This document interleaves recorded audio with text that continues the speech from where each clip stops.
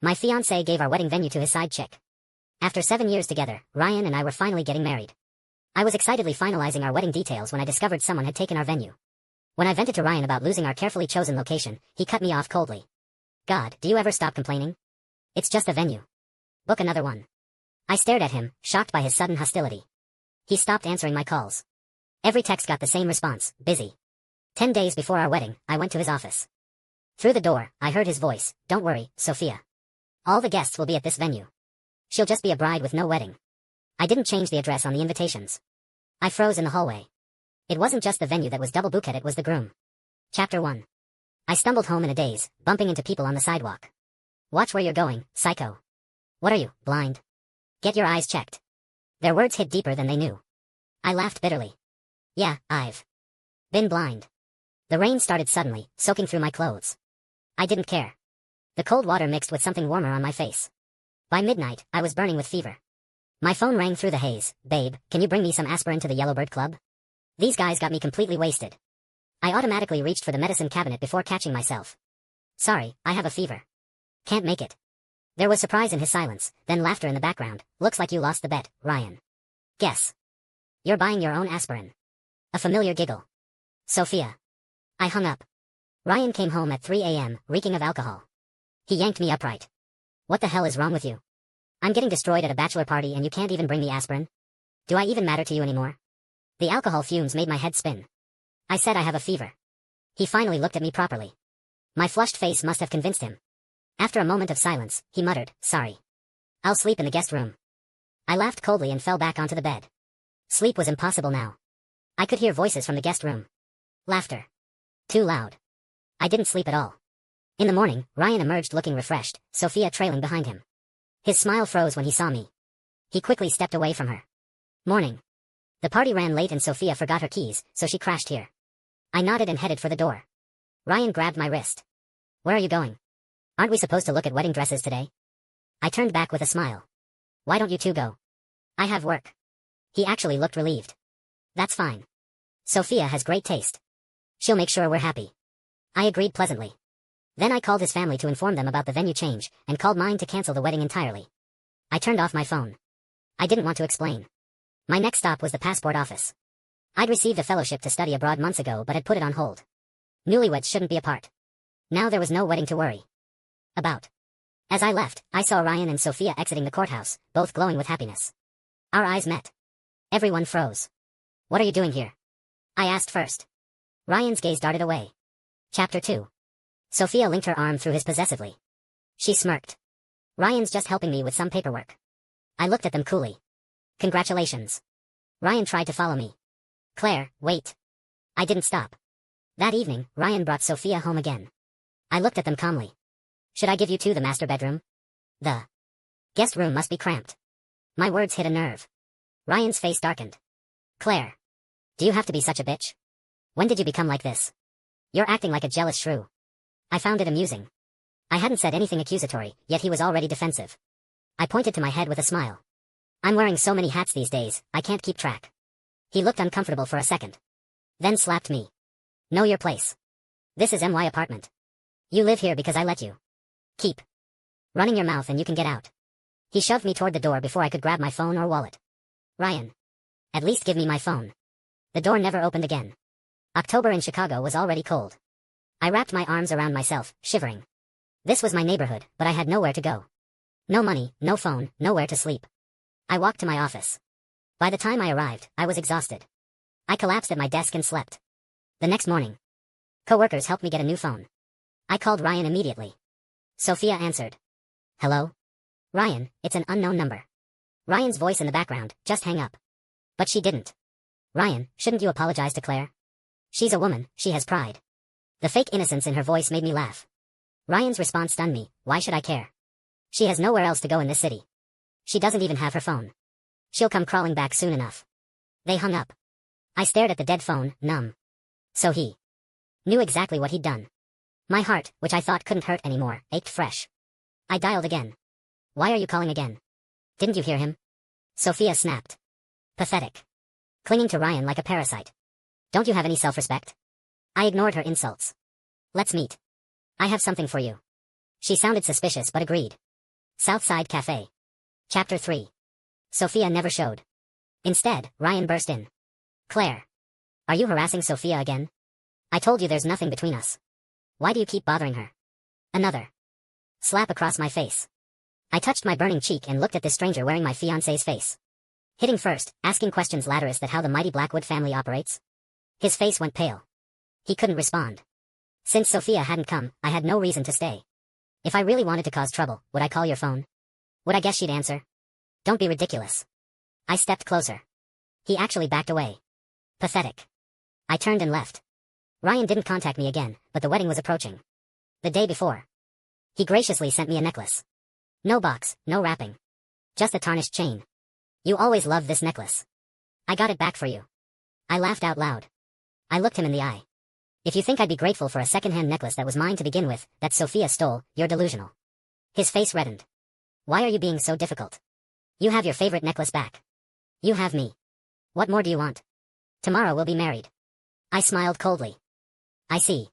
I turned to leave. Where have you been staying? Your ID is at home, you couldn't have. He grabbed my hand. Suddenly, I was furious. I yanked away. You knew I had nowhere to go and you threw me out anyway. He looked away guiltily. I thought you'd come back after a few hours. I was done. Whatever. I walked away but found someone waiting at my office. Claire. Sophia. Did you get the necklace? Consider it compensation from Ryan and me. You loved it so much, right? I noticed the heart of the ocean around her neck, the $1 million piece from the recent auction. She preened under my gaze, fingers tracing the diamonds. Ryan traded it for your old necklace. Her smugness was laughable. Keep your trash. She exploded, but I didn't care. The next day, I boarded my flight to London. I ignored the frantic calls from Ryan and Sophia. Just before takeoff, someone yanked me from my seat. You're abandoning our wedding to study abroad? Chapter 4. Sophia stood there in a wedding dress, tears streaming, playing the victim. Ryan was livid. I looked at their disheveled formal wear stained, like someone had thrown something at them. Wasn't this the wedding you both wanted? What? It can't happen without me. Sophia lunged at me, screaming. You ruined everything. If not for you, I'd be the happiest bride today. Her hands went for my throat. The pressure, the lack of air. Ryan just watched, conflicted, doing nothing. Finally, security noticed. Hey. What are you doing? Let her go or we're calling the police. They pulled Sophia off me. I thanked security and ran for the gate. Once airborne, I turned on my phone. My friend Jessica called immediately. Claire, you missed the drama. The wedding was a disaster. No one showed up. The venue was empty. Mr. Blackwood was furious. He dragged Ryan out and found out about the bride swap. Ryan and Sophia got destroyed. I couldn't help but laugh. That explained their appearance. Ryan's father valued reputation above all. A son who'd swap brides for his mistress? Unforgivable. I saw them at the airport. Sophia tried to strangle me. Security had to intervene. Jessica gasped, then fussed over me. I'm sorry, I'm not there. I flew in just to see you, not for the drama. My throat tightened. I'm sorry. She laughed. Don't be. I just want you happy. Once you're settled, I'll visit. Landing in a foreign country, the loneliness hit hard. But without the toxic drama, life became peaceful. 6 months later, old friends started messaging me out of nowhere. The sudden attention felt wrong, but I couldn't find out why. Rain pattered against my window, matching my unsettled mood. Bang bang bang. The violent knocking made me jump. I crept to the door. Who is it? Through the peephole in nobody. My skin crawled. Every horror movie scenario flashed through my mind. Open up. I want to go home. That voice froze my blood. Ryan. This isn't your home. Leave. I deepened my voice, adding an accent. I'd changed everything I could to disguise myself. But he knew. Claire, it's you, isn't it? I know your voice. I found you. Can we please be together? The joy in his voice made me sick. Chapter 5. I sat against the door all night, silent. I didn't want Ryan in my life again. By morning, I assumed he'd left. I opened the door and a body collapsed on me. Burning with fever, had been in the rain all night. Claire, I missed you. His voice was so weak I barely heard him. Against my better judgment, I called in sick to care for him.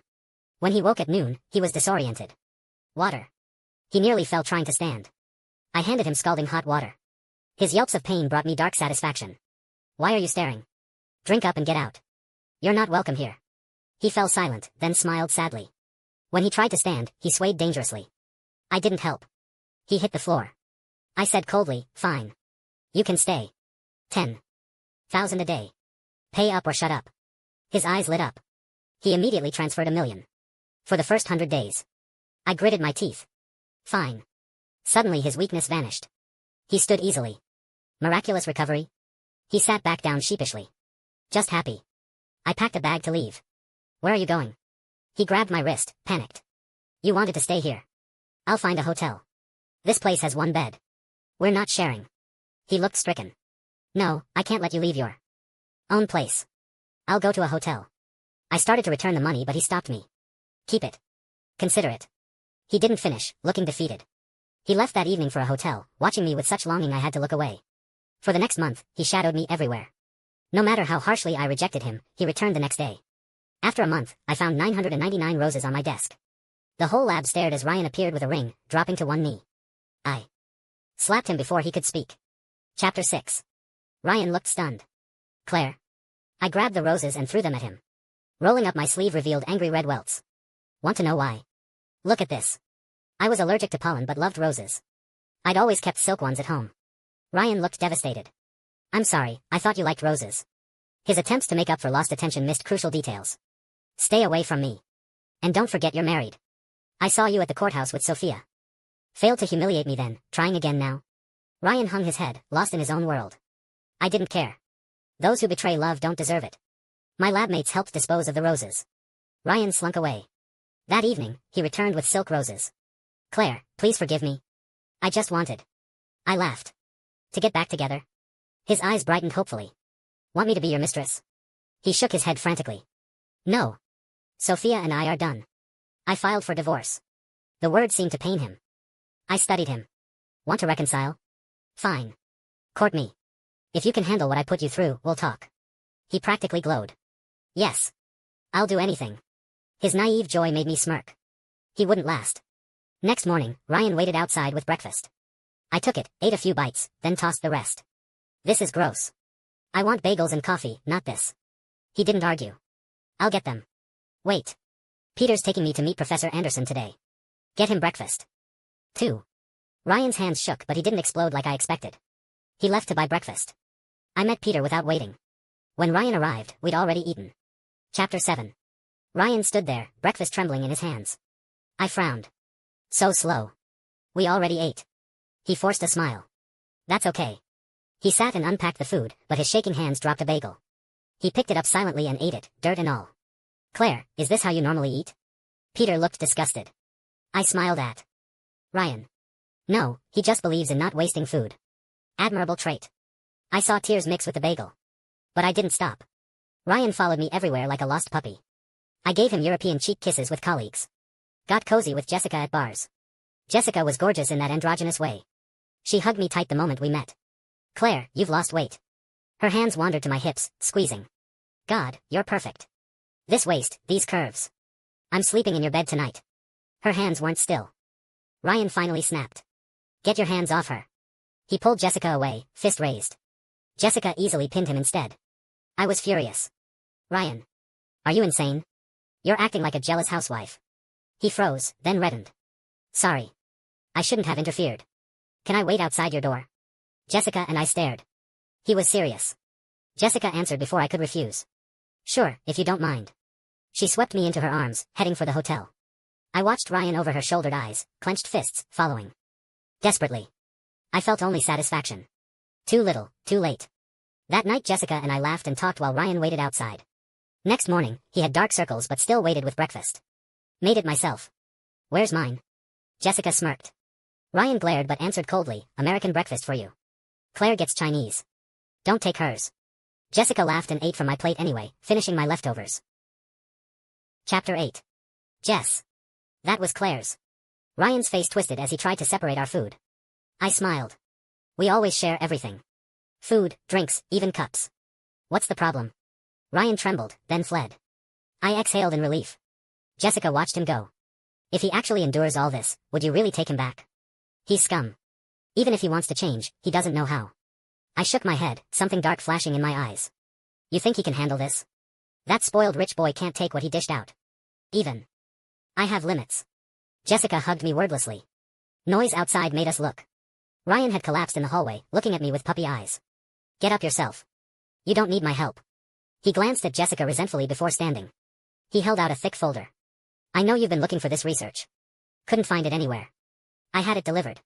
His red eyes bored into mine. Jessica eyed him suspiciously. You didn't hear our conversation, right? He stared at me for a long moment, hurt flooding his features. He'd heard everything. I didn't care.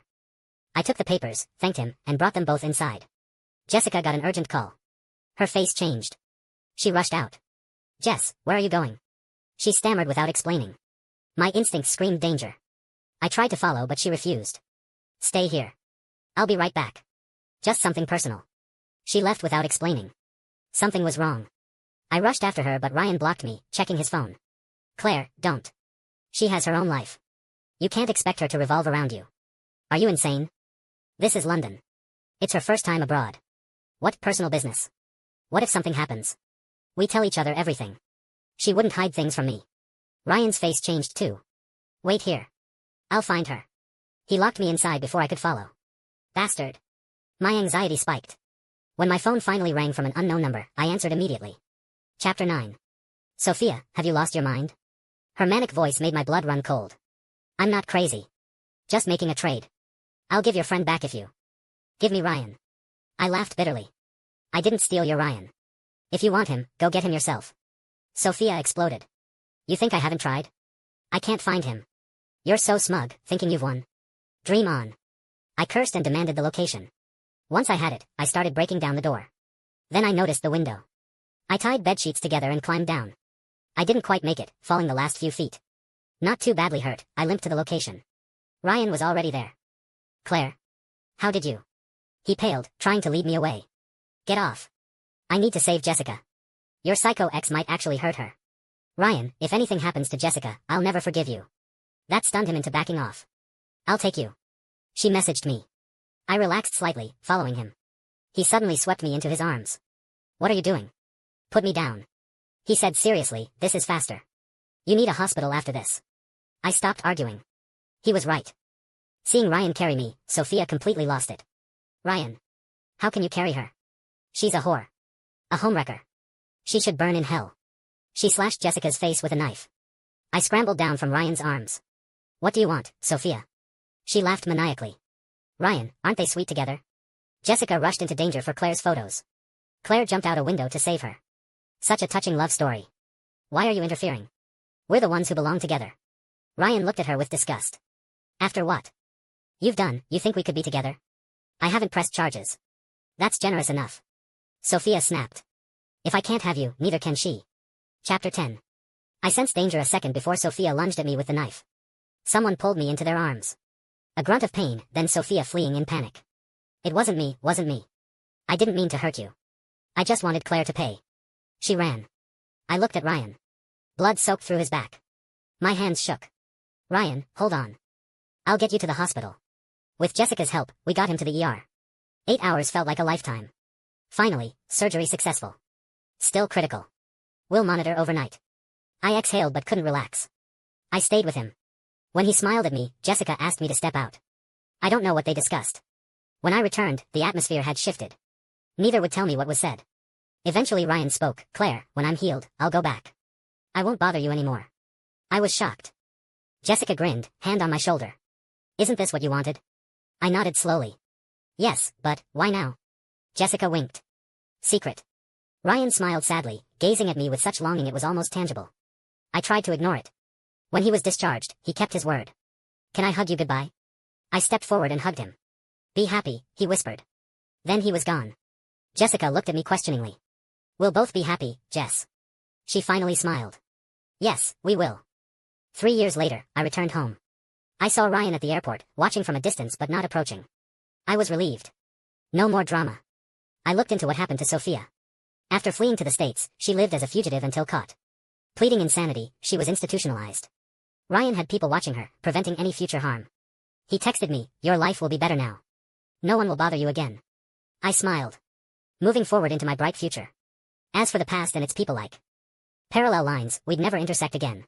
The end.